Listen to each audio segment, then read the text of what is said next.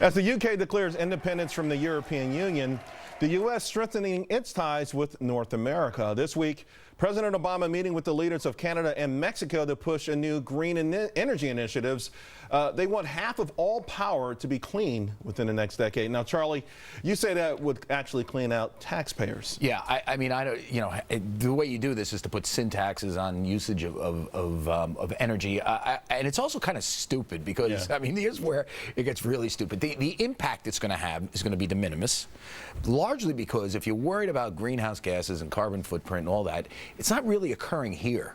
Okay, it's occurring in China and India, where the leaders there are not going to give up economic growth for Barack Obama's clean air fantasies. Okay, they're just not going there. This will have no impact, and it's actually going to hurt the U.S. economy at a time when wages are falling, underemployment is rising.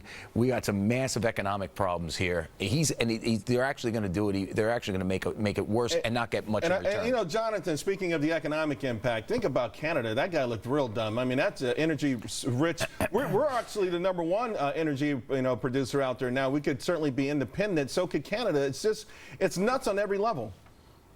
Well, and we need more carbon emissions, Charles. We need more smokestacks. We need more burning of fossil fuels and energy, because the more we burn, the better man's life has become. The more energy we use, the greater amount of wealth that's created. Very good point. And I'll just make the point that every one of Obama's green energy promises has failed completely. The 1 million green energy cars, the 5 million green energy jobs, all the great job creators, Solyndra, Beacon Power, going on. And you know what? It's been hundreds of billions of dollars of our money. Yeah, I think a lot of it's crony capitalism, to be quite frank with you, redistribution of money. But Ben, there is an ideology behind this too, and these crazy artificial timetables throw me off too. Like in 10 years, we're going to make this happen one way or the other. This is all about human beings' wish to control other human beings, especially Democrats' wish to control other human beings. There's no clear evidence, and this is demonstrated very, very clearly in articles by a Professor Lomborg from the Nordic states, who makes it very clear that if they put every single one of Obama's plans into effect, the effect on the climate would be negligible. It's not even ever clearly proved that burning carbon is making a bad effect on nature and nature's climate. But to make us into a controlled state because we're warning people that the end of the world is nearby, that is complete National Socialist nonsense. You know, Jessica, mankind's been through this before, that whole Malthus kind of thing. We were going to run out of food, and societies have made bad bets on this kind of things and made things a lot worse. I don't see where the urgency is on this, but Ben brought up the Democrats. I'll let you take the floor here. Well, I mean, we still have people starving all over the world. I mean, and that part of the food crisis thing is why we have companies like Monsanto, who ended up making a lot of money off of genetically modified, seeds. That resist pests and help transport food and can feed those hungry people. And that's been very helpful. What does that have to do with this energy policy? For crops in Africa and in Mexico. But regardless, Jessica, how's this energy policy going to make us richer? Obviously, as a Democrat and everything else, I'm not someone who believes in climate change denial.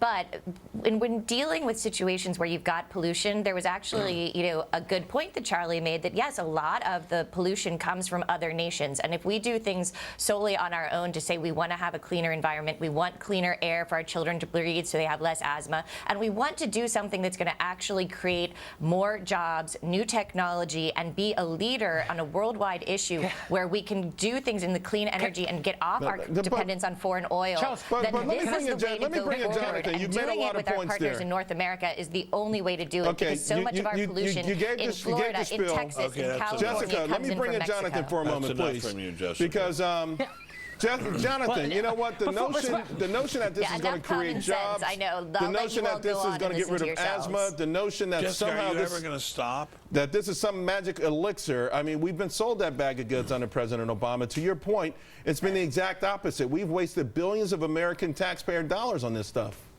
Yeah, well, before we create more green energy jobs, let's just start with the first 5 million that was promised, 7 or 8 years ago. And Jessica, honestly, if you or anyone cares about the poor, if you care about people starving in Africa, you would want nothing more than to see massive, what Africa has is unfiltered splendor. Let's finish this up, because it's going to be a debate that goes on for a long time. But in the meantime, Hope you have enough gas to have a great weekend. Also, keep in mind that more than a dozen new minimum wage hikes are kicking in across the country this week. And someone here says we're all going to pay for it.